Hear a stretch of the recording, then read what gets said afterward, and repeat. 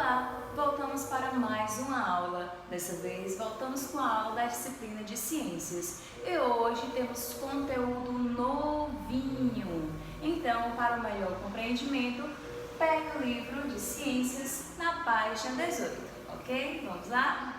Como vocês podem observar, o nosso tema é água. E sabemos que a água ela é de extrema importância para toda a vida do ser vivo. Ou seja, todo ser vivo precisa da água para sobreviver. Seja nós, seres humanos, os outros animais e também as plantas. Vamos observar.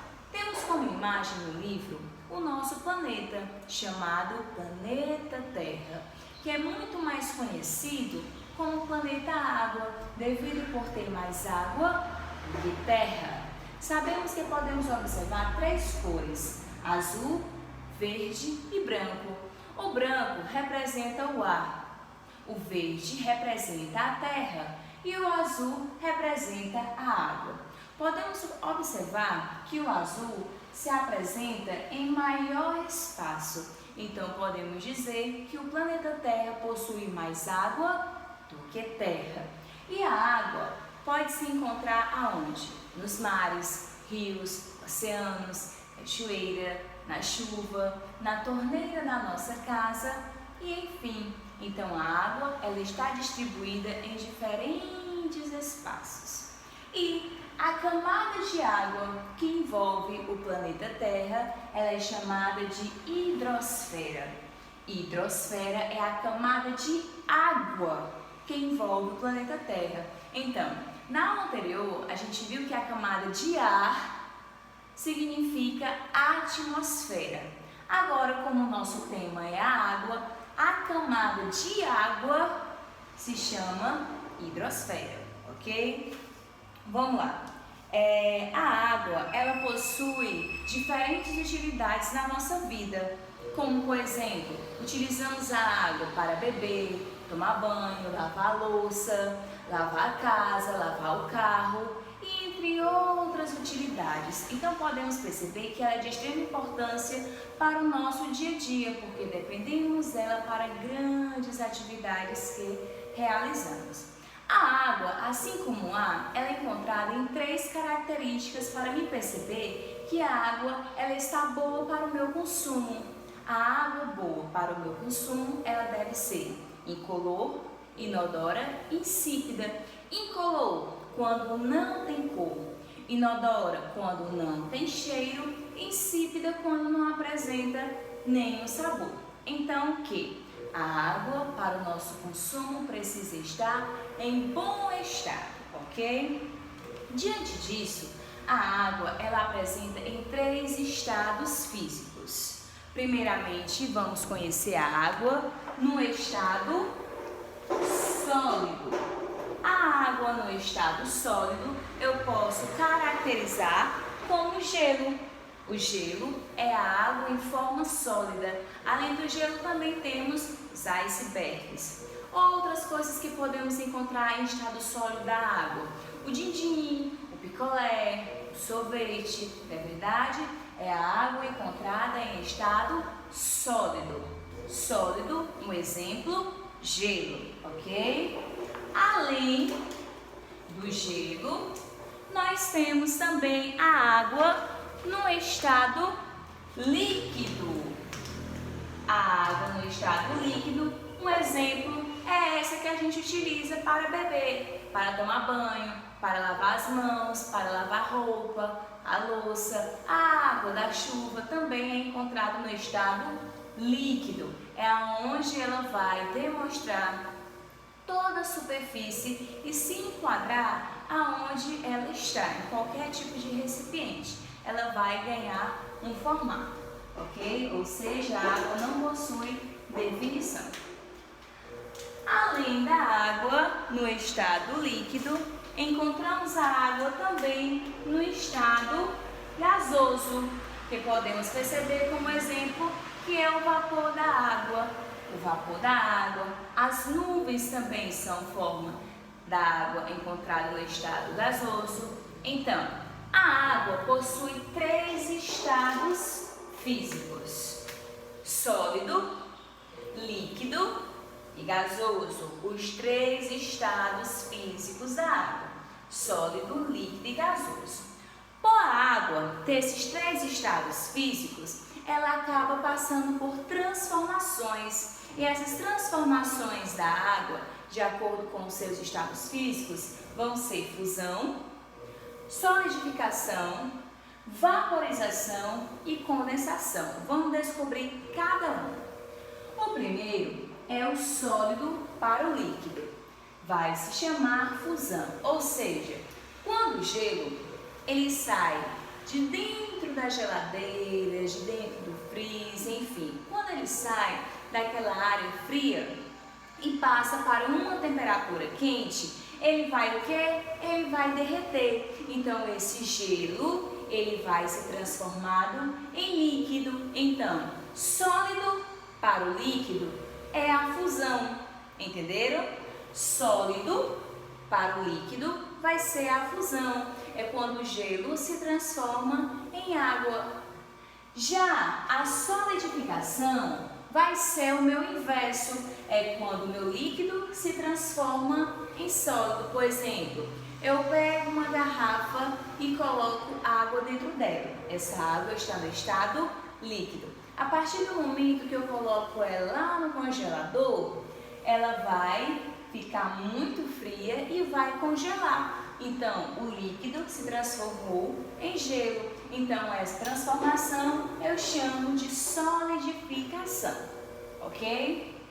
Já a vaporização é quando o meu líquido se transforma em gasoso, como por exemplo, o líquido. Eu pego a água, coloco em uma panela. A partir do momento que essa panela vai para o fogão e ganha uma temperatura quente, a água ela vai esquentar, ela vai ferver e a quantidade de água vai diminuir, porque ela vai se transformar em vapor. E esse vapor é essa fumacinha que é liberada da panela, que é no estado gasoso. Então, líquido para o gasoso eu chamo de vaporização, ok?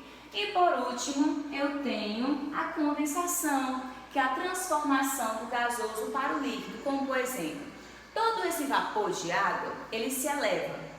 E quando ele se eleva para o céu, ele pega uma temperatura fria, ele se resfria e acaba se transformando, ó, nas nuvens. Então, eu posso dizer que o quê? Quando se transforma em nuvens, essas nuvens vão se resfriar e acaba acontecendo que fica cheio de gotículas de água nela e acaba caindo a chuva na terra. Então, gasoso eu tenho a nuvem e líquido eu tenho a água da chuva. Então, gasoso para o líquido eu chamo de condensação ou liquefação. Vamos lá recapitular. Sólido para o líquido eu tenho a fusão. Líquido para o sólido, eu tenho a solidificação. Líquido para o gasoso, tenho a vaporização. E gasoso para o líquido, tenho a condensação, ou também pode ser chamada de liquefação. Isso aqui são as mudanças dos estados físicos, porque os estados físicos são sólido, líquido e gasoso. Quando ele passa por uma transformação de acordo com a temperatura, como por exemplo, quando a temperatura se resfria, se transforma em solidificação. Quando a temperatura esquenta, se transforma já em fusão. E assim também acontece na vaporização e a condensação. Só quero que vocês entendam que quando vão passar para uma outra mudança, significa que houve o aumento ou a diminuição de uma temperatura, ok? Vamos lá. Ciclo da água. Vamos lá observar o ciclo da água agora. O ciclo da água, ele acontece de uma mesma forma. Olha aí. A água, ela precisa ter um início para ocorrer o ciclo dela. Podemos encontrar água em um rio, em um lago, nos mares, enfim, tem uma água. A partir do momento que vem o sol, o sol vai aquecer a água. E quando o sol aquece a água diminui e se transforma em vapor de água. E ela se evapora subindo. Quando ela sobe, ela se transforma em nuvens. E essas nuvens acabam se resfriando, condensando de acordo com a temperatura que é mais baixa lá em cima no céu. A partir do momento que se transformam em nuvens e essas nuvens se condensam, o que acontece? Elas ficam úmidas, ficam cheias de gotículas de água. E essas gotículas de água acaba saindo a chuva, acontecendo a chuva. E a água da chuva volta para a terra, para o subsolo, que chamamos de lençóis de água, que são aquelas águas encontradas debaixo da terra. A água da chuva volta para os rios, oceanos, lagos e mares, de onde ela veio, e assim acontece esse ciclo. Vem, ela evapora através do sol, se transforma em nuvens, essas nuvens se condensam, se transformam em gotículas de água, que caem em forma de chuva de volta para a terra e assim vai novamente. Então, o ciclo da água é aquela repetição da água, onde ela se eleva e desce novamente, entenderam? E para finalizar por hoje a nossa aula, nós vamos ter conhecimento da água potável, que é a nossa água apropriada para o nosso consumo. Nós, seres humanos, só podemos utilizar para beber a água potável, que é aquela água limpa. E a água potável, ela passa por um tipo de tratamento. Ela é filtrada, ela é adicionada cloro, sais, tudo isso exatamente para termos uma água condicional para o nosso consumo. Quando acontece de nós não termos uma água potável, nós precisamos fazer alguns cuidados, como por exemplo, a primeira coisa que eu preciso fazer é ferver a água. Quando eu fervo a água, que ela tem uma temperatura quente, essa temperatura quente vai matar todos os seres que possuem lá dentro, que podem ser os micro-organismos, sujeiras, bactérias, enfim. A partir do momento que eu fervo a água, que ela vai ser fervida, ela vai passar por um próximo passo, ela vai ter que ser filtrada. É onde vai ter que passar todo o procedimento da água em uma filtração, onde vai reter o que é ruim fica e o que é bom vai ter que sair, descer.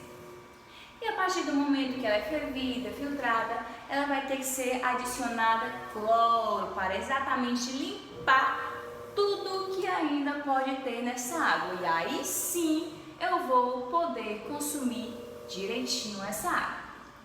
Então, entenderam o conteúdo sobre a água, sobre o planeta Terra, a camada da água, os estados físicos da água, a mudança dos estados físicos da água, o ciclo da água e a importância da água potável? Se tiver ficado alguma dúvida, fala comigo no privado que a gente resolve esse assunto, beleza? Então, um beijo e até a próxima aula!